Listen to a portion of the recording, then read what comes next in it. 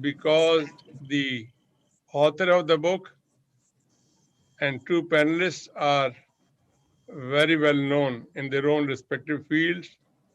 Their biodata runs into pages, so that job will be done by Madhuri. So I only feel happy that old friends have joined in this. After reading his first book, Sikhs in Latin America, I was looking for Mr. Kahlon. I sent him a letter and he responded. And one day gives me a call, come over for lunch in golf club. Was it golf club in Delhi, Mr. Kahlon? Golf club. Golf club. And I remember your advice of keeping a hidden note of 100 rupees and $100 in the one corner of the purse for emergency. I don't know whether you hide one note, you said, in case of emergency. Now, after that, Mr. Kahlon has written two more books, Sikhs in Asia Pacific, and the book that we are now discussing, Sikhs in Continental Europe. We have two panelists. Christina, again, she has worked on Indian legends, but our major focus is on Sikhs. And I remember last time we were discussing was a miniature Granth in the trenches, how these soldiers were carrying a mini Granth with them.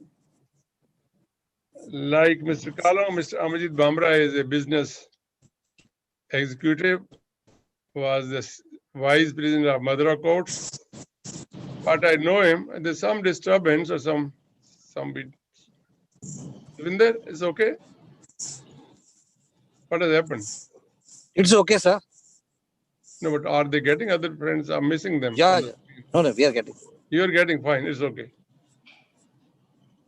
Mr. Bamrah, I have great regards for him because when he was in Madurai, he located Professor Muthumohan.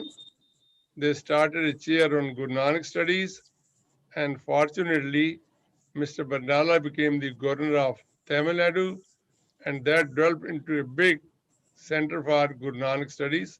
So these two friends, formally they are not in academics, but they have been encouraging academics, and they are writers in their own way. The moderator, Madhuri Chawla, is a distinguished scholar who teaches English literature, and she helps us in coordinating this effort.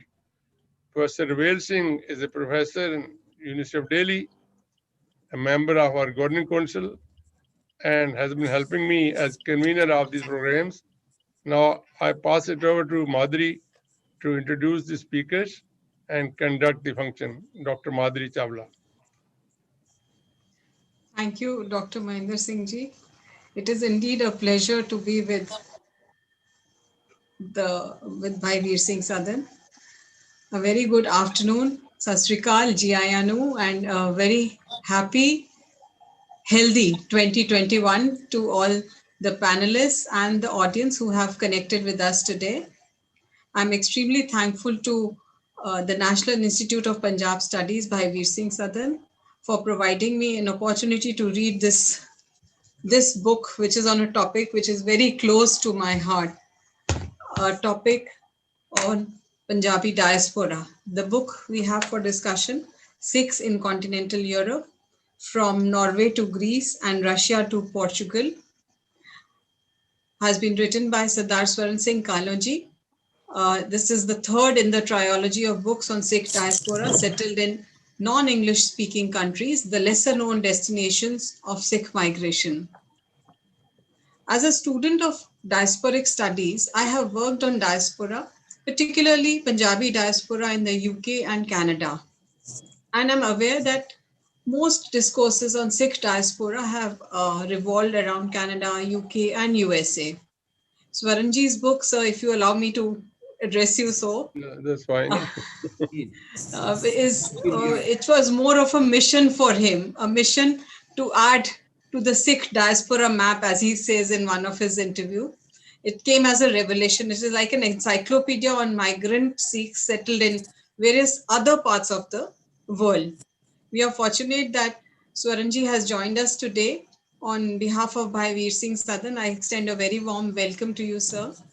Swarnji is an engineer by profession and has been globetrotting since 1972 and has gained enormous first-hand experience and knowledge of Sikh settlements in 73 countries, which he visited in connection with his work as also an explorer keen to learn about Sikh migrations and settlements in countries which were not sought after destinations for the Sikh migrants.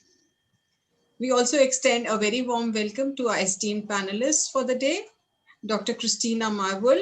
Dr. Marvel is a visiting professor of Indian religion and at the Center of Theology and Religious Studies, Lund University, Sweden, and Sardar Amarjit Singh Bamrah, who is presently the General Secretary of Karnataka Sikh Welfare Society in Bangalore. Professor Rashem Singh, Professor Department of Punjabi, University of Delhi, and convener Punjabi Advisory Board Sahitya Academy, has also joined us. A very warm welcome to you as well, sir. This book that we are going to discuss today is an extensive study of the Sikhs over continental Europe, a labor of love, a project initiated in 2004, which has taken a decade and a half to fructify. The narratives of pain, passion, success, failure, adjustments, integration, assimilation, pulls, pressures, socio-cultural and psychological issues, as these enterprising dynamic souls took the so-called, what he says, the donkey route to reach their destinations. They are simply fascinating. The book provides a comprehensive compilation of details pertaining to the demography, the establishment of the gurdwaras, the celebration of certain days, special days like the Turban Day, etc. Yet one is curious and wishes to dig deeper into their lives. And the lucid and informative commentaries make the book a very interesting read. I have thoroughly enjoyed reading it, and the authenticity and personal touch with which Swarnji narrates his interactions related to Sikh migrants can qualify the book as a text on the history of Sikh migrants. One particular thing which fascinated me about the book is that today, when we rush forth to claim Kamala Harris as our own, Swarnji embarked on a journey to discover and learn about the lesser known, the underprivileged bravehearts, who too worked their way to a better life in far-off lands. The book is a befitting tribute, I would say, sir, to these warriors of our calm who had the courage to leave the warmth of the home and the hearth into the unknown far-flung lands in search of work and better avenues. We have very eminent panelists to give us further insights on the issues highlighted in the book. Our first speaker for the day is Dr. Christina Marvel. Dr. Kristina is a professor of religious studies at Linnaeus University, Sweden, and she specializes in the study of Indian religions and cultures, especially Sikhism. She has conducted extensive fieldwork in India and in Sweden, and her research work focuses on historiography, religious beliefs, ritual practices, migration, integration processes, and identity formation among the Sikh diaspora. Dr. Kristina, in her doctoral dissertation, Inside the Guru's Gate, Ritual Uses of Texts Among the Sikhs in Varanasi, investigated how local Sikhs in Varanasi perceive, use, and interact with the scriptural content and body of Guru Granth Sahib through a wide spectrum of practices. Dr. Myrvold also worked on a challenging research project about production and use of Sikh Katha, that is oral and written storytelling or expositions of Sikh doctrines. She functioned as the principal investigator and a researcher of the Nordkrop project, Sikh Identity Formation, Generational Transfer of Traditions in the Nordic Countries, which was carried out in cooperation with researchers in Denmark, Finland, and Norway. She has also worked as the director of the Nordic Center in India, which is a consortium of universities in Denmark, Finland, Iceland, Norway, and Sydney. She's presently working on a project by the Swedish Research Council, Religion in the Trenches, as Sir also mentioned a while ago, which investigates the production, distribution, and use of religious miniature scriptures for Sikh soldiers from Punjab who fought for the British Army at the Western Front during the World War I. We eagerly await your address on this fascinating piece, Dr. Kristina. And before I hand over the mic, an important message for the viewers. If you have any observations, please type them in the chat box. We would be very thankful to you for that. And due to time constraint, we will like to stick to a 20-minute time frame. It's a very unpleasant duty that I have to perform of reminding. Thank you so much. And over to you, Dr. Kristina. Well, thank you so much. I want to thank first Professor Mohinder Singh for inviting me to this book discussion, and also Ms. Kahlon for writing the book on the Sikhs in Europe. I have followed Kahlon's work from a distance for some time now and admired his passion for travels and the search for Sikhs at the most unknown locations. Anyone who has engaged in exploring people and communities that are less known and on the move knows that this is a painstaking and time-consuming work, almost like a detective work that may take many years to complete. So I'm very glad that your book was published last year. As I will recur to in a minute, the strength of this book is the empirical details, and particularly the interviews with Sikhs in different European countries. There are many empirical descriptions in the book that are interesting for scholars in Sikh studies, and we could probably spend hours discussing these. But to begin with, I would like to structure the discussion along the following topics. Firstly, the purpose and the genre, the category of the book itself, the case studies and the transcripts of the interviews, and also and collective worship. And I hope we have some time also to recur to the question about Sika identities as reflected in the books. If there is time, maybe we can also talk a little bit about the topics of future research. And I'm referring though then to research on the Sikhs in Europe. As an introduction states, the purpose is to explore the Sikhs in non-English speaking countries. The author writes, and I quote, "The whole effort is to throw open as many windows as is possible in understanding, evaluating, and appreciating the diaspora as it exists today, but with a linkage to the source of information." And this, as you mentioned, also in the beginning, it should be understood, the book should be understood as a part in this trilogy of books on the Sikhs in Latin America and the East Asia Pacific. And as the author also states on his webpage for this larger project, the aim is to map Sikh migration from Punjab to various parts of the globe, fill in knowledge gaps about Sikhs in particular countries, and to share this information with others. Now, readers might become a little bit curious about the underlying motives and the driving forces of this mission. So firstly, I think it would be interesting to hear the author's explanation of the motives for embarking on this explorative journey in the first place. Secondly, judged from the selection of informants and the material presented in the book, there seems to be an objective to trace the first migrants in each country. In other words, an attempt to trace the early migration history through narratives that are collected in interviews.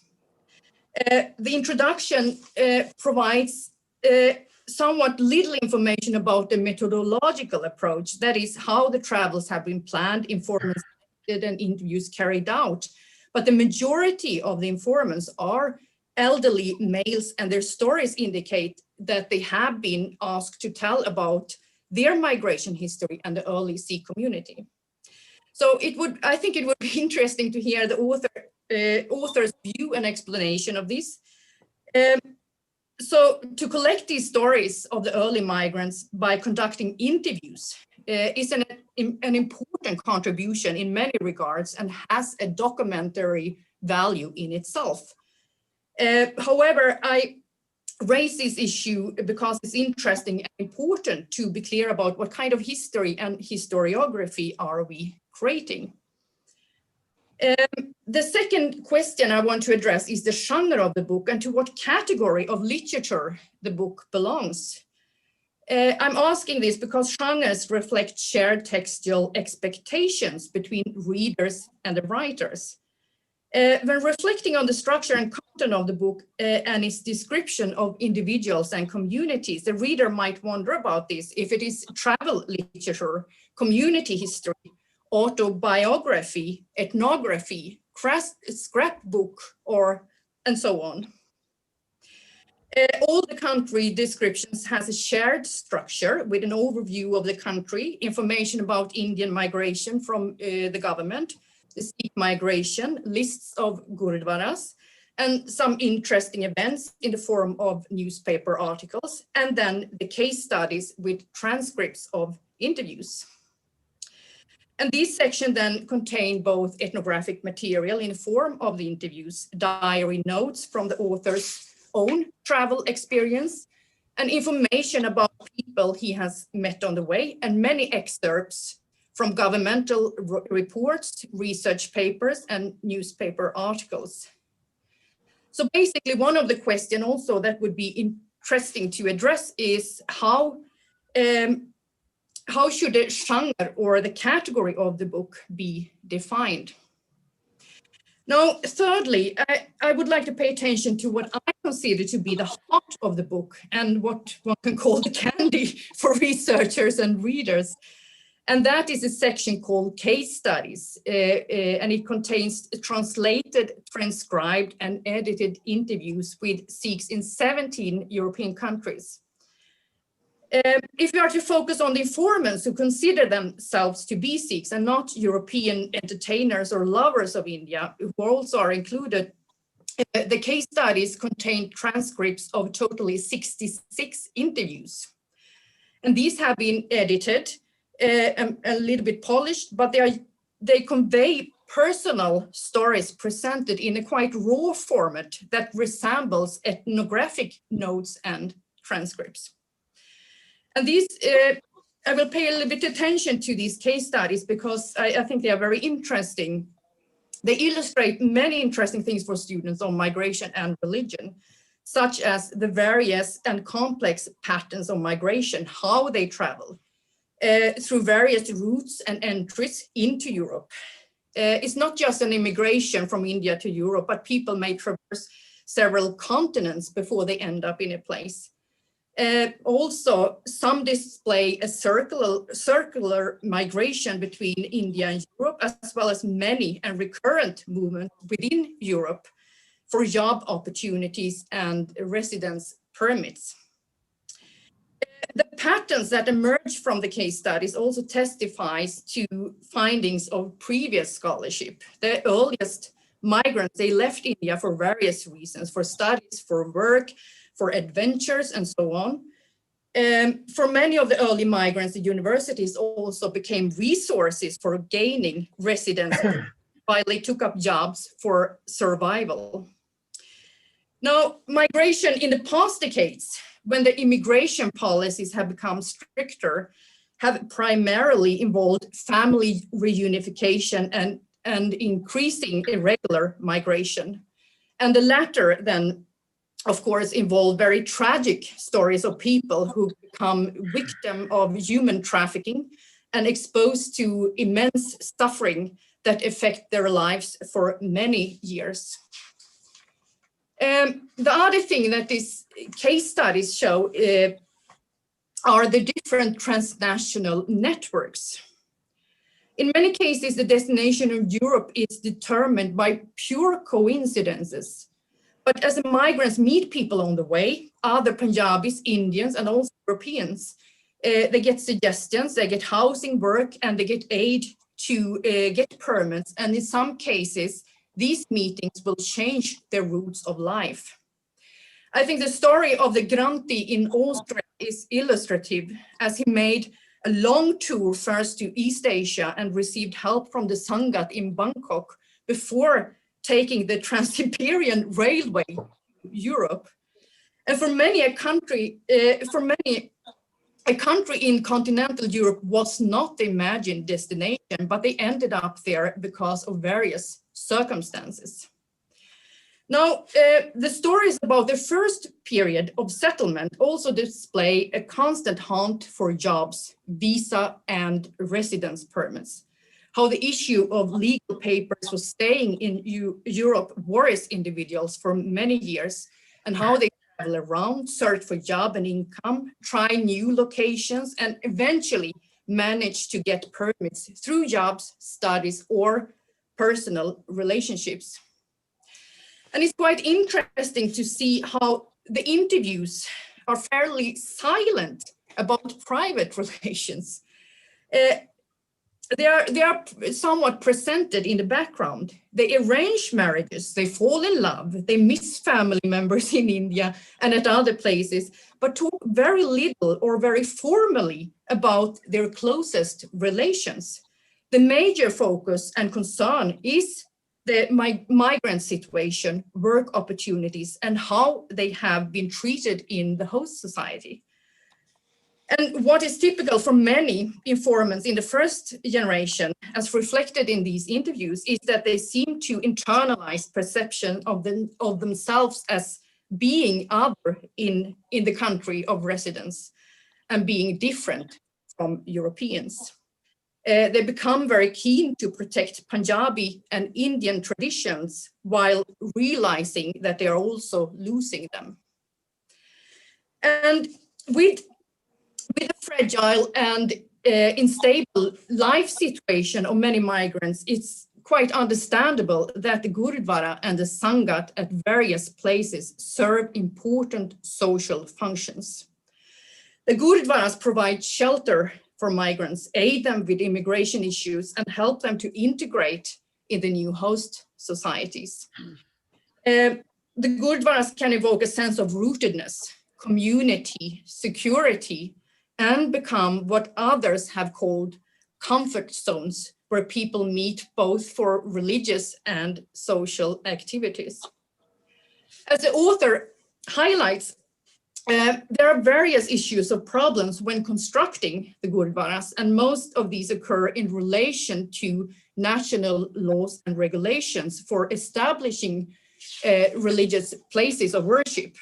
As with many other communities, religious communities, tension and conflicts often occur between local communities that emphasizes symbolic and religious meanings and national discourses and practices that often hinge on secular views of planning, land use, sanitation, etc. So in Europe, there's great disparity between national policies and responses to Gurudwara constructions. In some countries, for example, the governments financially aid the Sikhs in establishing Gurudwaras as a part of their integration policies. In other countries, the Sikhs need to frame the Gurudwaras as cultural organization because it's almost impossible to get permission to construct a religious place of worship other than Christian. Yet it's quite impressive, as the book reflects, that about 140 Gurudwaras have been constructed in continental Europe by a comparatively small Sikh population, with many individuals constantly on the move. In different places in the book, the author writes that this effort, and I quote, show a spirit unique only to Sikhs and their sense of devotion to this institution as a symbol of Sikh presence anywhere and everywhere. I would like to add to this and just mention that other migrants communities have also been very successful in establishing religious places of worship. And when looking into the details, the picture becomes very complex, displaying internal tension within the community.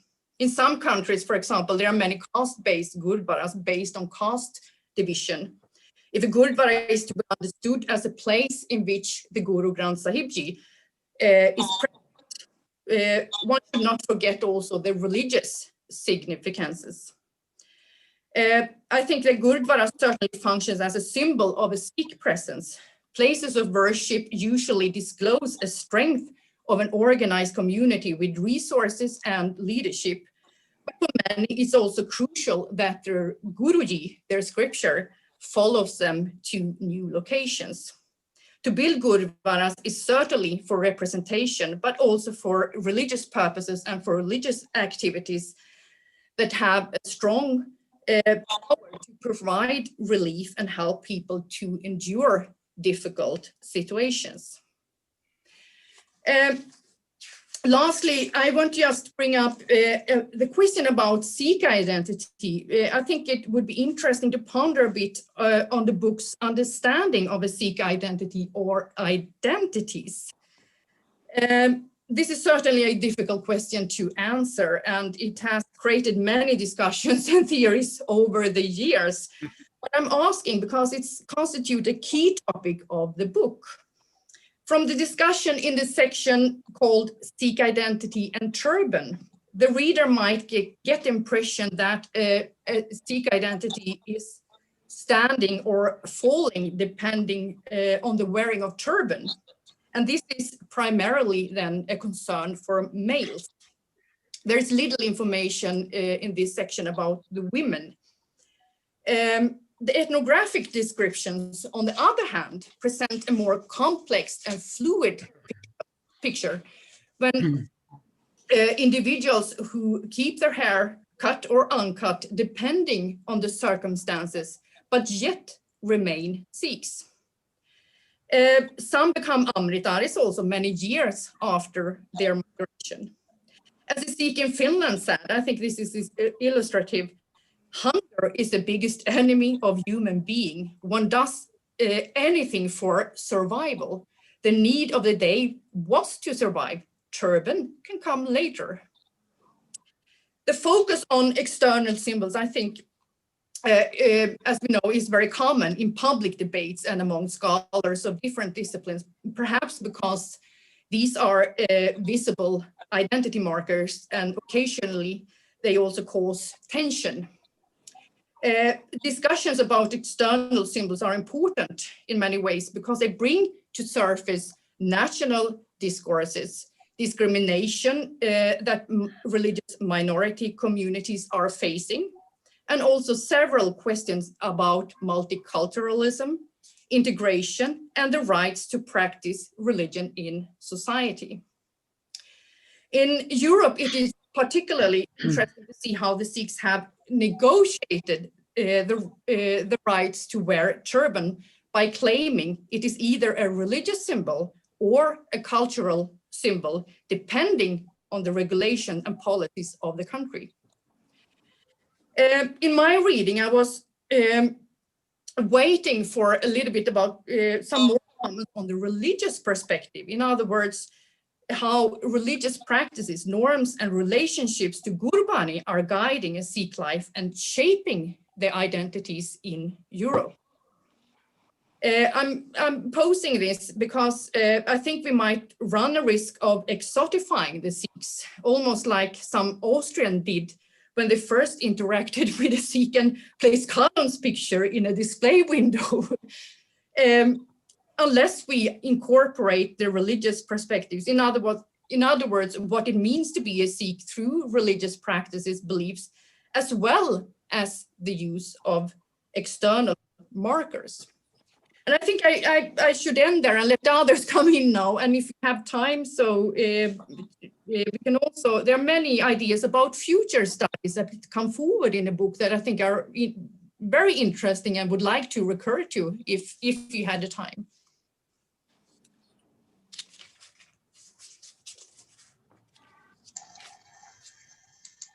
Thank you, Dr. Kristina. That was a very captivating and engrossing analysis of the book. And you rightly said that it's difficult to categorize the book into any of the categories, but surely the empirical details are definitely the strength of the book. the silences, of course, I think there was had so much to write that the silences can, of course, take up another book. The external markers of identity, as you said, for men have been mentioned, but for women have not been mentioned in the book. So maybe, sir, we are waiting for the next book of yours, which would probably harp on these elements as well. But for sure, yes, as you said, the turban can come later is accepted by several of the Sikhs. But I think for many of them, as I found while I was reading the book, was that the turban is one of the most important essential markers of identity for most of them. So that's one particular thing that I found to be important in the book. They could maybe give up other things, but turban for a Sikh is really important. Thank you, Dr. Kristina. It was a pleasure to learn also that, foreign nationals have shown interest in Sikhism in India. In fact, I'm reminded of Professor Anna Sekaluka from the University of Warsaw, Poland, who also finds mention in Swaranji's book. And I had the opportunity to translate 50 odd stories from Punjabi to English from amongst the 500 rare short stories on partition, which she had collected from libraries across the globe. So it is indeed a matter of great pride that Punjabi culture fascinates people all over the world. Other esteemed panelists for the day is Mr. Amarjit Singh Bamrah. Mr. Bamrah graduated from Punjab University in 1965. And after having worked with the DCM group for 5 years and Usha Spinning and Weaving Mills for 3 years, he worked with Madhuri Chawla, a multinational group in textiles, and retired as vice president in 2005. He was among the most awarded employees in the senior managerial ranks and was sponsored by the company for several management development and training programs at London Business School, Warwick University, IIM Bangalore, etc. Post-retirement from Madhuri Chawla, he worked as a management consultant and was instrumental in the turnaround of several Sikh companies. Besides having a very successful career in the field of business, he also has been associated with social, educational, and spiritual activities. As the coordinator of the Department of Guru Nanak Studies in Madurai Kamraj University, he had organized several seminars, including a major 3-day seminar for Khalsa Centenary celebrations in March 1999. He also worked as a syndicate member of Madurai Kamraj University for 3 years from 2006 to 2009. Presently, he is the General Secretary of Karnataka Sikh Welfare Society in Bangalore and is involved in providing education to about 550 students from Sikhligar families in Karnataka and proper housing and medical facilities to these families in Bangalore and Mysore. I now request Mr. Bamrah to enlighten us with his impressions of the book. Over to you, sir. Thank you. Sat Sri Akal ji. I'd like to extend my greetings to Dr. Mahinder Singh, Swarn Singh Kahlon, Professor Christina Myrvold, and Dr. Madhuri Chawla and other guests. I was quite surprised, pleasantly surprised, when Dr. Mahinder Singh some time ago asked me to be a panelist on the book, review of the book, because I'm not a scholar. I've been a professional all my life. But nevertheless, I said, yes, sure enough, I would love to be a part of this. And I just heard Professor Kristina giving a threadbare of the book, and she has very well articulated, the whole, I would say, the gist of the book. I would be presenting my, points in basically more simpler terms. And firstly, I would like to congratulate Swarn Singh Kahlon for his exhaustive research to bring out this outstanding book. After his professional career and a successful entrepreneurship, he undertook a special mission to travel to 17 countries and interviewed hundreds of immigrants to know their real life stories. And then he penned this great book. I reckon he deserves to be a awarded a doctorate for this amazing work. And I think he should apply to one of the universities for this. So now Swarn Singh began his book with very well researched introduction, detailing what made Sikhs to leave their homes and venture out to the unknown. This is also known as dunking their way to European continent and elsewhere. Post-independence, the first preference for the Sikh immigrants was England, USA, and to some extent Canada at that point of time. When restrictions were placed by these countries, Sikhs started looking at Europe and some other countries as destination. There are many reasons for Sikhs to look at opportunities in the other countries, starting with the dwindling land holdings per family, because over years, the land holdings used to be big. Then somebody had, because earlier people used to have many children. And if you have, and more often the land will go to the sons. If you have 4 sons, your 100 acres suddenly become 25. And then if they have further sons, so the dwindling land holdings. Agriculture was doing well, but industrialization was at a very slow pace in Punjab. So no new jobs were being created. Then we had political turmoil in Punjab, first Punjabi Suba agitation, then Operation Blue Star and assassination of Prime Minister Indira Gandhi by the Sikh guards. The youngsters from many militant groups and otherwise were hunted by security forces, and they found refuge in other countries.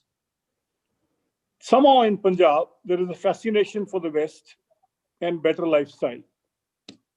Then to some extent, the lure of higher studies at affordable cost also attracted immigration. Normally in the villages, generally the youngsters, oh, if so-and-so has gone, so why not me? This also added to the numbers. Sikhs migrated from a few thousands in 1970s to about 250,000 now to the European continent. I'm leaving out England from here. Maximum migration took place between 1980s and 90s. Illegal immigration has become an industry. Agents use all possible means, which are generally illegal, to create travel documents for the gullible immigrants for a fat fee. There used to be a thumb rule in Punjab. Cost of sending one person abroad was equal to the sale price of 1 killa. 1 killa is about an acre of agricultural land. So when the land was, let's say, 5 lakhs of rupees, cost was 5 lakhs. Land became 40 lakhs rupees an acre, cost went up to 40 lakhs. Now the land prices have come down, so it's 25 lakhs to 30 lakhs. This has been like a thumb rule in Punjab. Look at the harrowing conditions in which these illegal immigrants travel, uncharted and very complicated routes, which often take months to reach the destination. This destination could be well different from what they aimed for, and that too in very depressing conditions. So Swarn Singh has illustrated many of such cases, and not all of them had a happy ending. In Netherlands, for instance, there is a classic case of Amarjit Singh, who took one of the most circuitous routes. He went to New Zealand, didn't succeed, came back to India.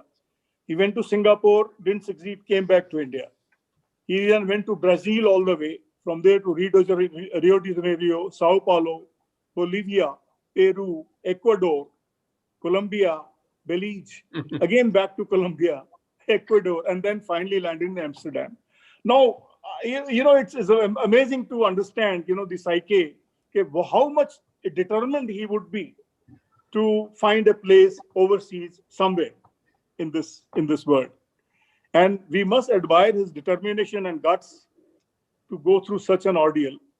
There's another heart-rending story of Kuldeep Singh Padda in Spain, what all he had to endure to reach his destination. You imagine walking by foot over hills, I don't know for how many days and for how many months it took him to reach. Then we have Rashem Singh from Sweden. He used 3 different passports and had several deportations. Rashem Singh's adventures can be really made into an interesting commercial film. And I'm not joking, because his story reads as such.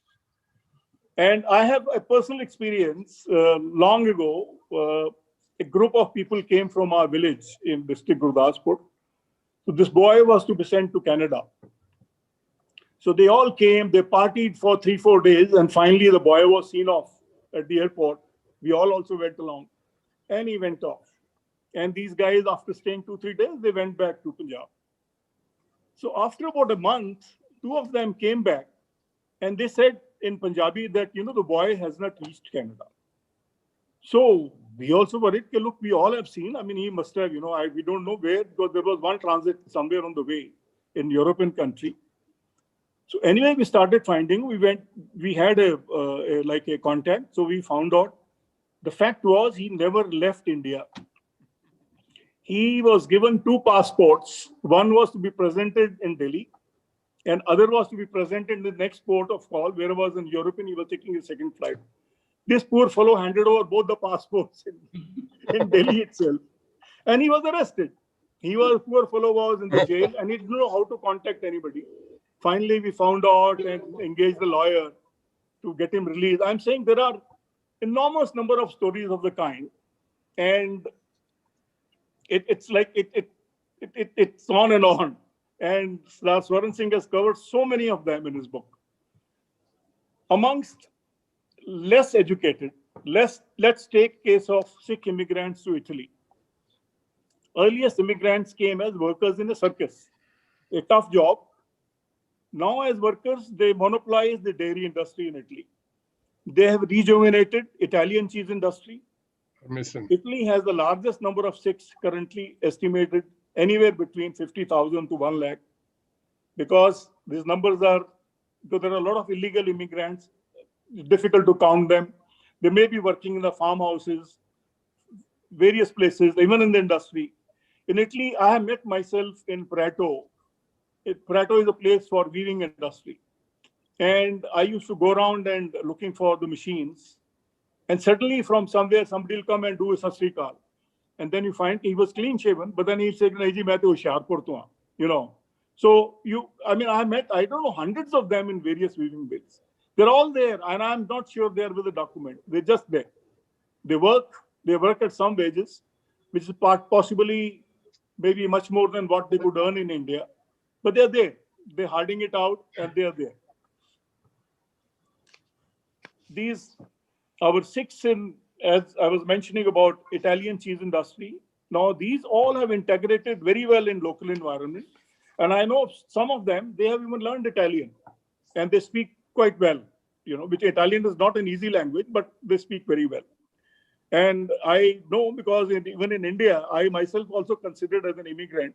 I came from Delhi and settled down in Tamil Nadu long time ago in 1973, which the language was different. The food was different. The culture was different. And within my own country, it's like going to a foreign country, actually. So it's not only the less educated ones, but also engineers, doctors, graduates who get bitten by the immigration bug. There are stories of Jogeshwar Singh in Switzerland. He was an IPS, IAS, a well-qualified gentleman who is now MD of Edmund D. Rothschild Company. Few of my personal experiences in Europe I started traveling for my company from 1988 onwards, and I was traveling through to 2003. I used to visit regularly, in fact, every quarter, to UK, Arnhem in Holland, Wuppertal in Germany, Brussels, Picanol, Ypres in Belgium, Moplefan in Milan, and weaving units in Prato, Italy. I used to go for my quarterly negotiations with these companies. Meningate in Ypres. My first visit was in 1988. And Ypres is covered in Dr. Saab's book also. There's a war memorial there. I was suggested by my host, Picanol, to visit Meningate to see the last post ceremony. Meningate is a war memorial constructed in 1927, dedicated to the soldiers who died in First World War. It was very emotional for me to read the names of 6 soldiers on the main columns of the memorial. And the old names like Rood Singh, son of so-and-so, So those names. And then the ceremony itself was very solemn. And I actually could not hold back my tears, thinking about the soldiers who sacrificed their lives in a far-off land and for someone else's war. It was not their war. So they were recruited as soldiers and then sent off, So on my return, I wrote letters to the government of India and then Sardar Surjit Singh Barnala, who was the cabinet minister in government at that time.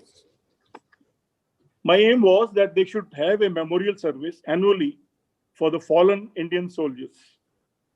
I tried, and I was redirected to a war, an office, Indian office in Delhi, which used to be in liaison with the European war memorials. But I didn't reach anywhere actually, and at some stage I gave up. I gave up. But then when I went to the Menin Gate for the first time, my hotel was on the same road, and I was walking month of December, and it was very cold. So I was early, so I hopped into a bar. There's an old man there. He was alone, and he could speak very good English. Normally they speak Flemish in that country. And I ordered a drink. He offered me a drink. We got talking. And then he said, "Oh, you come to see to the last post?" I said, "Yes." So he said, "Fine." He said, "Now you should be leaving." So I said, "Fine." I quickly finished my drink. And I wanted to pay him. He wouldn't take money from me. He wouldn't take money from me. I said, "No, look, I have taken a drink." He said, "No." He had, said my turban. He said, "You guys gave your lives for this city." He said, "I can't take money from you." And he said, "In fact, you come back and have another drink with me." I mean, I was touched. This is where I see the value of this turban which we wear is a mark of your respect, a mark of your real identity. And few years later, I got to know that some Sikhs from Netherlands, Belgium, and England got together to hold a function. I believe it's an annual feature at Ypres in Belgium. Then there's the case of Jaspal Singh in Frankfurt, Germany. I used to go to Messe Frankfurt along with my colleagues every alternate year to attend textile trade fair. One year, 8 of us, including our managing director, John Shaw, landed at an Italian restaurant named Tomate. This is on Frankfurt AM Main. This restaurant, very big restaurant and very popular because during summer, all the chairs come out and it was occupying almost the whole, the street. So we had some good Italian wines and a great meal. When we finished the meal, a very handsome young man wearing chef's cap appeared. He looked every inch an Italian. He shook hands with everyone and I was settling the bill. So he came to me last and greeted me in chaste Punjabi, Sat Shri Akal. For a moment, I thought, I have not heard it right. His name was actually Jaspal Singh. He told me that whole of kitchen staff was from Punjab. Mm-hmm. And he said, not only this restaurant, see all the restaurants on his street, irrespective of the cuisine they serve, in the kitchen, 80% staff is Sikhs. They may be clean shaven, but Sikhs. And then rest, about 20%, he said they could be Bangladeshis, Pakistanis, and Moroccans. I liked that boy. I mean, in fact, I met him next day. I met him again. And he told me his whole story. He came as an illegal immigrant, found a job like many others in a restaurant kitchen. So restaurant kitchen provides you free food.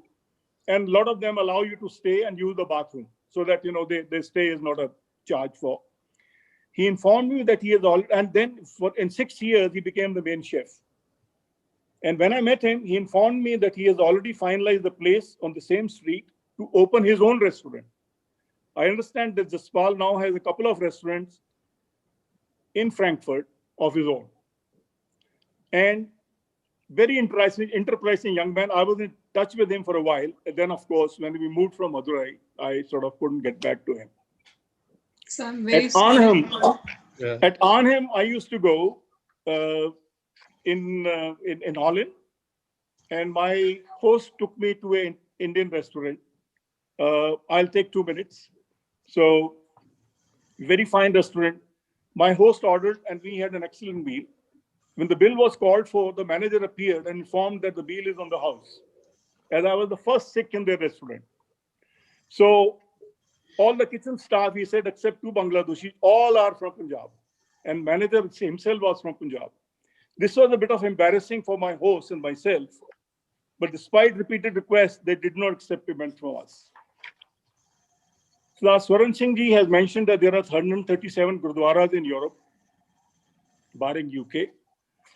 Gurdwaras are a great institution for religious and social gatherings. They not only provide spiritual solace, but also fulfill cultural ethos of Sikhs and Punjabis. It's a great binding factor. Gurdwaras are generally the intermediate stops for the immigrants, where they get shelter and much needed food and advice as well. Punjabi culture is not only confined to Sikhs and Punjabis, but also has influenced the people of country they migrated to. Bhangra dance is a classic example. Immigrants made it popular in UK and then it spread all over. There are numerous Bhangra clubs and bars all over the world now. Everyone loves and likes to join dance. So Swarn Singh has mentioned especially about Anita Lershe and in Denmark and Shava Bhangra group in Ireland, which are worth emulating examples. They all sing beautifully in Punjabi on the drum beats of Bhangra, and they have become very, very popular. Sikhs generally get along very well with local populace. Most of them adjust very well in new environment. They are not troublemakers. Being hard workers, they enjoy the respect and appreciation of their employers, business associates. That's I am. Thank you. Thank you very much. And Thank give us you. the address of Jaspal Singh. Hanji, I will do that. Yes, yes. Please, next. I will Thank do you, that. Mr. Bamrah, for a very well articulated and informed address, for highlighting the reasons for migration amongst the Punjabis. In fact, whatever the reasons, the lure of the West remains unmitigated. And I read somewhere that in certain regions of Punjab, I think probably the Doaba region, when a mother is in family way, she generally looks towards the West every day, thinking that my child, when born, would, or when he grows up, would reach the West. Absolutely. And a government of India says that the sun never sets on the Indian diaspora. And Swaranji's book proves that the sun actually never sets on the Sikh diaspora. It is across the globe. I would request now, sir, to share with us his experiences as he embarked on this daunting task. Yes. We eagerly await your address, sir, on this fascinating piece of work that you have brought out, and other experiences that probably are not, because of constraint of, I think, space, you may not have shared, especially like the one you had with Ari Singh in Iceland.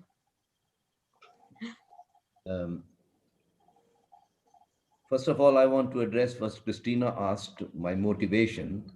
The motivation, how could I have met Christina Myrvold? How could I have met Lil Bramro? How could I have met Sarah Cosmans?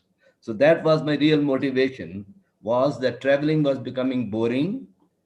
How you meet people, and then people with some similar backgrounds. So that was first motivation. Second is, as I mentioned when I was speaking at Lund University, when I presenting my paper, when I started all this, I went around the world. At that time, the round the world business class fare were very reasonable. And I met all the scholars, various places like UK, Eleanor Nesbitt and others, and in USA, Singapore. And they wanted me to work on one subject in one country, which I found was not what I was looking for.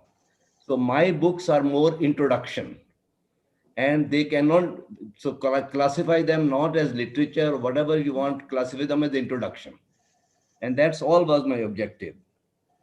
There are several other things that I would like to mention. Couple of things are, with respect to the turban, which Kristina rightly has mentioned, some or other, there is something which happens to me when I see some turban anywhere in the world. I don't know what happens. So it is that, because I call that as a brand image of Sikhs. And brand image does not have to be put on every person. So there is a very interesting documentary by Harjant Gill called Roots of Love. where he describes why turban and why turban is being taken off. So I am also a part of that discussion, and I describe why it motivates me, why it makes me. Then in fact, I would like a help from you people as well as others. I want to write a sort of a small book on experiences with turban abroad. For example, when I first went to USA in 1958, incidentally via Stockholm, where I had my pen pal, I got a ticket in Penn State saying, Maharaja, you parked your elephant in the wrong place. What I want to hear from various people is the various experiences because of the turban. I have many stories, I can't recount all of them here, how the turban, good, bad, or ugly, or different, whatever it is, that it did hit people. And you do stand out, rightly or wrongly. And so many things that associate with turban, not because of religious reason, because of its trademark. Because I can't, when somebody is wearing turban, I know for sure, except Bin Laden, I don't want to talk about him, is that he must be a Sikh. And there is something which happens to me. I don't know what. I immediately, there is a vibration. So that was thing. Most of the immigrant and all that people went was basically, for example, the way I went to USA with them scholarship. What is this? That was easy.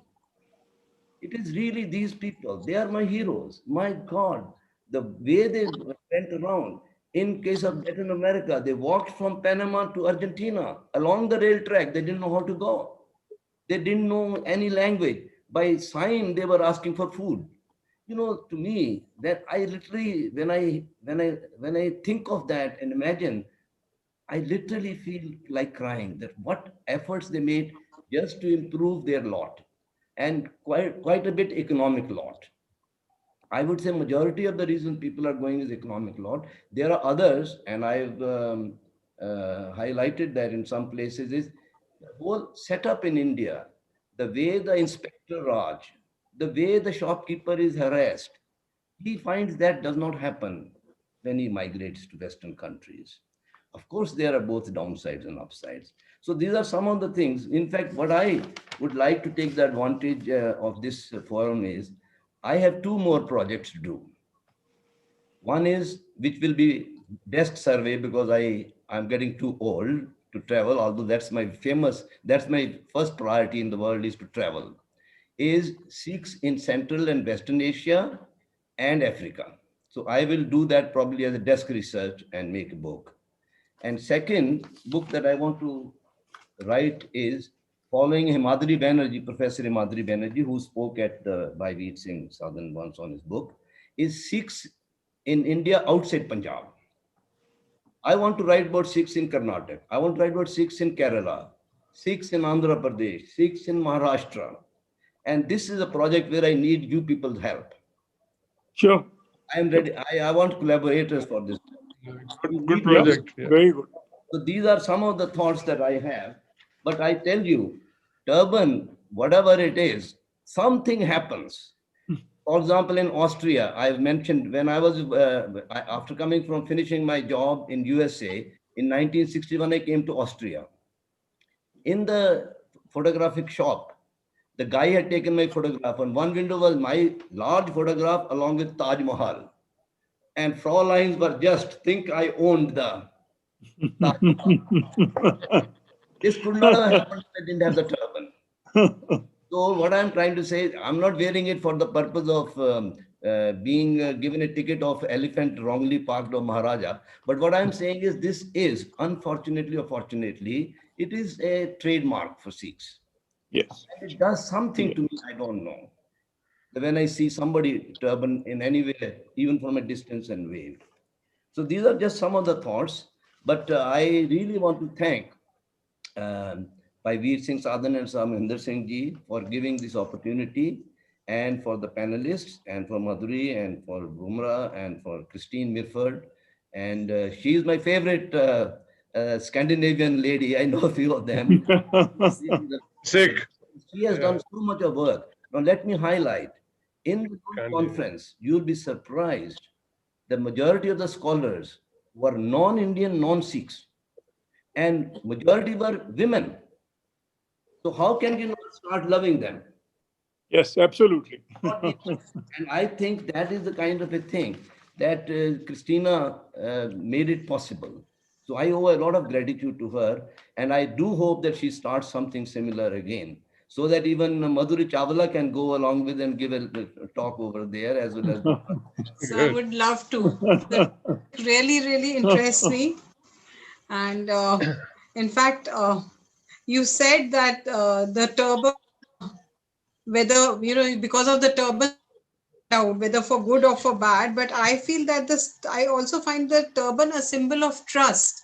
It instills a kind of trust in you when you see it. Yeah. A symbol of determination and resilience is what I find. And each of the stories, the case studies that we find, they're harrowing, they're heart-wrenching, and around each one can actually weave a narrative. I have worked on Veena Verma's short stories. I wonder if you read them. They are in Punjabi. But she narrates similar stories in her book. Muldi TV and Firangya Dinu are about these migrants, the illegal migrants only. So thank you, sir, so much. We really appreciate that you made us privy to your valuable experiences and encounters in the making of this book. And I request Mahendra Singh ji to take over now. Swarn says narrate very interesting incidents. I want to narrate two things. Swarn says, when you see a turban, there's something inspires you. Now, Professor Grunderman, I think, all of you. Now, he says, okay, every Sunday there is, the Sikhs have double identity. 5 days they are without turban. On a Sunday, most of them, they wear turban. Am I right, sir? On Sunday, when going to the Gurdwara, they wear turban. Now, a lot of relatives are doing this. So, in this Gurdwara in New York, there was trouble, and all the time 3 constables were waiting outside. And then one time, the third one was a new man. He's sitting there, there's no trouble. And after the ardas, they distribute prasad and Sukhasan, then it starts. He says, let us study. There's something wrong with that brown thing.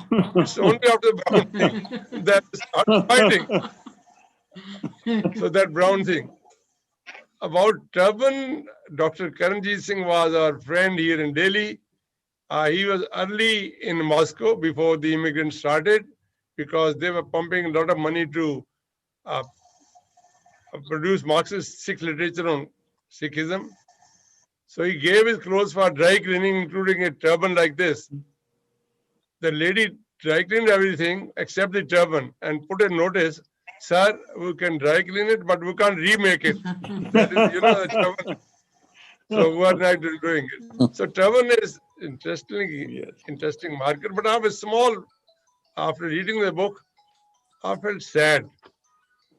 If these young boys, they are willing to take risk, willing to work in the kitchen, cleaning utensils, doing all dirty jobs, why can't they do those hard work here in the villages in Punjab? Why this craze of going abroad? And I have very horrid experience. I mean, I was in, that is not Amsterdam, that's for a conference, and then I met some people. It was Diwali day. After 2 drinks, they start speaking their mind. He says, who have come here as illegal immigrants, they are segregating glasses from the kachra, but they have sent a picture with a beautiful wife and a Mercedes car to parents. Well settled, this is my beautiful wife, this is a beautiful car. So we, at least, Mr. Bamrah is a devout Sikh, who should ensure that these people should go only when they get a guaranteed job. Otherwise, yes, absolutely. That was in Barcelona. I was talking about Barcelona. Okay. Doing such dirty jobs, but because the incentive is chicken and whiskey is cheaper. Chicken and whiskey is cheaper there. That is the incentive. So I think young men, especially in the light of this peasants' unrest, they should diversify. Yeah. And if they can work hard here, that's true. That's true. Agriculture, they can do mushroom. Of course, yes. They can do fishery, they can do floriculture, a lot of things.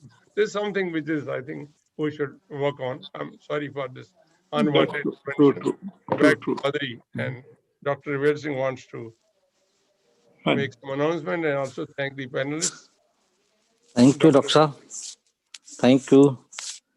It was a great experience to listen all the panelists. I think it is must-read book. I haven't read it, but I will now read it. You should read it. okay. ਕਿਉਂਕਿ ਪੜ੍ਹ ਕੇ ਜੋ ਸੁਣਿਆ ਤੁਹਾਡੇ ਕੋਲੋਂ ਮੈਂ ਨਹੀਂ, ਬੜੀ interesting ਹੈ। ਲੱਗਿਆ ਕਿ It's ਕਿਤਾਬ very ਬਹੁਤ interesting, ਇੰਟਰਸਟਿੰਗ very ਹੈ। interesting. You'll very love it. interesting. I think It should I will be. love to Only read it. That's it. Doctor ਸਾਹਿਬ ਜੋ ਤੁਸੀਂ ਕਹਿ ਰਹੇ ਸੀ ਨਾ ਕਿ why people are going over there when they can work over here. ਇੱਕ ਹੁਣੇ novel ਕੱਲ ਹੀ ਆਇਆ, ਨਛੱਤਰ ਦਾ ਨਾਵਲ ਕੱਲ ਨਵਾਂ ਆਇਆ ਜੀ, ਕਬਣ ਦੇਸ ਹੈ ਮੇਰਾ। ਕੱਲ ਇੱਕ ਨਵਾਂ ਨਾਵਲ ਆਇਆ, ਕੀ ਨਾਮ ਉਹ ਹੈ? ਸਾਰਾ ਇਹਦੇ ਬਾਰੇ ਆ, ਕਬਣ ਦੇਸ ਹੈ ਮੇਰਾ। ਅੱਛਾ, ਕੌਣ ਦੇਸ ਹੈ ਮੇਰਾ?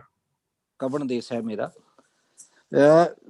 ਉਹ ਐਲੈਬੋਰੇਟ ਕਰ ਰਿਹਾ ਕਿ ਕਿਵੇਂ ਉਹ ਕਿਉਂ ਜਿਹੜੀ ਆ why we are going to abroad, why our sons and daughters are going to abroad. ਹੁਣ ਅੱਜ ਕੱਲ੍ਹ ਤੇ ਪੜ੍ਹਨ ਜਾ ਰਹੇ ਆ, ਪੜ੍ਹਨ ਦੇ ਬਹਾਨੇ ਜਾ ਰਹੇ, but their ultimate their goal is to settle over there. That's right. Yes. True, true. Land holding ਘਟ ਰਹੀ ਆ ਬਹੁਤ ਸਾਰੀ ਪੰਜਾਬ ਵਿੱਚ। ਹਾਂਜੀ, ਹਾਂਜੀ। when there is no land where they will work, and ਜੋ ਹੁਣ ਅੱਜ ਹੋ ਰਿਹਾ ਦਿੱਲੀ ਦੇ ਬਾਰਡਰ ਤੇ, ਉਹ ਸਾਰਾ ਉਹਦੇ ਪਿੱਛੇ ਬਹੁਤ ਕੁਝ ਇਸ ਤਰ੍ਹਾਂ ਦਾ ਪਿਆ ਕਿ ਤੁਸੀਂ ਜਿਹੜਾ ਛੋਟਾ ਕਿਸਾਨ ਹੈ, he can't work। ਪਰ ਛੋਟੇ ਕਿਸਾਨ ਦੇ ਮਸਲੇ ਹੋਰ ਤਰ੍ਹਾਂ ਦੇ ਆ, ਖਾਸ ਕਰਕੇ ਜੱਟ ਫੈਮਿਲੀਜ਼ ਦੇ, ਜਿਵੇਂ ਮੈਂ ਜੱਟ ਫੈਮਿਲੀ ਨੂੰ ਬਿਲੋਂਗ ਕਰਦਾ। ਅਸੀਂ ਲੋਕ ਜਿਹੜੇ ਆ, ਅਸੀਂ ਮਜ਼ਦੂਰੀ ਵੀ ਨਹੀਂ ਕਰ ਸਕਦੇ ਕਿਉਂਕਿ ਸਾਡੀ ਈਗੋ ਇੰਨੀ ਹੈ। ਅਸੀਂ ਆਪਣੇ ਪਿੰਡ ਵਿੱਚ ਮਜ਼ਦੂਰੀ ਨਹੀਂ ਕਰ ਸਕਦੇ। ਬਾਹਰ ਕਰੋ ਜਾ ਕੇ ਨਾ, ਬਾਹਰ ਜਾ ਕੇ ਕਰ ਲਾਂਗੇ, ਪਿੰਡ ਤੋਂ ਓਲੇ ਜਾ ਕੇ। ਉਹ ਸਾਡੀ ਕਲਚਰਲ ਹੈਜ਼ੀਟੈਂਸ ਜਿਹੜੀ ਆ ਨਾ, ਉਹ ਸਾਨੂੰ ਰੋਕਦੀ ਹੈ। ਔਰ ਦੂਜਾ ਕਿ ਇੱਥੇ ਮਜ਼ਦੂਰੀ ਕਰਨ ਦਾ ਉਹਦਾ ਸਾਨੂੰ ਵਾਪਸੀ ਮਿਲਦਾ ਕੀ ਹੈ? 200 ਰੁਪਏ ਦਿਹਾੜੀ, 300 ਰੁਪਏ ਦਿਹਾੜੀ। You can't live with that meager amount ਕਿ ਤੁਸੀਂ ਕਹੋ ਕਿ ਉਹਦੇ ਨਾਲ ਰਹਿ ਲਈਏ। So it's our compulsion to go over there, I think, ਕਿਉਂਕਿ ਤੁਸੀਂ ਪੰਜਾਬੀਅਤ ਤੇ ਤਾਂ ਲਿਖਿਆ ਹੋਇਆ ਨਿਤ ਮੁਹਿੰਮਾਂ, ਜੰਮਦਿਆਂ ਨੂੰ ਮੁਹਿੰਮਾਂ ਹੈਗੀਆਂ, ਤੇ ਅਸੀਂ ਤਾਂ ਨਵੇਂ ਸਰ ਕਰ ਰਹੇ ਹਾਂ। I am not justifying their efforts, but they are compelled to do it, I think so. ਪਰ ਹੁਣ ਬਹੁਤ ਕੁਝ ਹੋਰ ਵੀ ਹੋ ਰਿਹਾ ਕਿ ਜਿਹੜੇ well to do families, ਉਹਨਾਂ ਦੇ ਬੱਚੇ ਵੀ ਜਾ ਰਹੇ, they should not go, but small farmers are compelled to go, I think so. Yeah. So again, thanks to all of you. Especially Kristina ji, Bamrah Sahab, and Swarn Singh Kahlon ji, Madhuri ji. Pleasure talking to you. So our next function is on 29th Jan at 4 p.m. We are holding a series of lectures on Guru Granth Sahib ji, and our next lecture is by Dr. Surinder Singh Jodhka. He is a professor in Jawaharlal Nehru University, and he will be speaking on the subject Sikhism and the caste question beyond theology and ideology. And Professor Rajesh Gill from Punjab University, Chandigarh, will preside over the function. I request all the persons who have joined this function, joined this program, to please rejoin us on 29th at 4 p.m. because it will be very interesting that ਤੁਸੀਂ ਦੇਖੋ ਨਾ ਕਿ ਸਾਡੇ Sikhism ਵਿੱਚ caste system ਨੂੰ ਅਸੀਂ ਨਿਗੇਟ ਕੀਤਾ, ਗੁਰੂ ਨਾਨਕ ਦੇਵ ਜੀ ਤੋਂ ਲੈ ਕੇ ਗੁਰੂ ਗੋਬਿੰਦ ਸਿੰਘ ਜੀ ਤੱਕ ਸਾਰੇ ਗੁਰੂ ਸਾਹਿਬਾਨ, ਸਾਰੇ ਭਗਤ, ਕਾਸਟ ਸਿਸਟਮ ਅਸੀਂ ਨਿਗੇਟ ਕਰ ਰਹੇ ਹਾਂ, ਬਟ ਕਾਸਟ ਸਿਸਟਮ ਅਸੀਂ ਛੱਡ ਵੀ ਨਹੀਂ ਪਾ ਰਹੇ। I think Surinder Singh Jodhka ji will be speaking on this this issue, ਜਿਹੜੇ ਵਾਸਤੇ ਬੋਲਣਾ ਬੜਾ ਔਖਾ ਹੈ ਕਿਉਂਕਿ ਅਸੀਂ ਕਹਿਣ ਨੂੰ ਹੀ ਸਿੱਖ ਹਾਂ, ਪਰ ਅਸੀਂ ਪਗੜੀ ਦੀ ਗੱਲ ਅਸੀਂ ਵਾਰ-ਵਾਰ ਕਰ ਰਹੇ ਹਾਂ। ਪਗੜੀ ਸਾਡੀ ਦਿਖਾਵੇ ਦਾ ਚਿੰਨ੍ਹ ਰਹਿ ਗਈ ਹੈ, but in practice we are not practicing the religion which Guru Nanak Dev Ji has given to us. So all of you are requested to join us on that day also. Now over to Dr. Mahendra Singh Ji to say final words. Next is a very interesting book for discussion. This lady's mother was very adventurous. Deep Singh was her name. She was Khushwant Singh's chachi.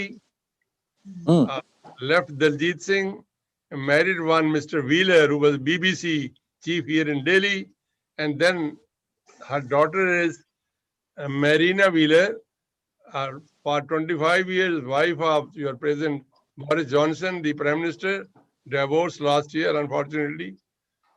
And this is very interesting how the Punjabis have been so adventurous going here and there, and then very flexible identity. Sometimes they become turban one, sometimes they become clean shaven, they embrace Christianity, they come back to Sikhism. Very interesting, this clan of, I say, Sar Sujan Singh, Soba Singh's father, you know this. Yeah. Soba Singh was builder of Delhi. So this is again, if you want to read, Madhuri will have to read because she is the moderator. Others should also read this interesting account by Miriam Wheeler next month in our book discussion. And thanks for your continued cooperation. It's possible because if you write books, only then we can discuss. So Swarn, thanks. And Mr. Bamrah, I think we should do that book on diaspora, Sikh diaspora within India, isn't it? Yeah. Sikh diaspora within India. Within Thank India. you very much. Thank you. Thank you, Kristina, especially joining. Yeah. Thank you so much, everyone. It Thank was you. a pleasure. Madhuri.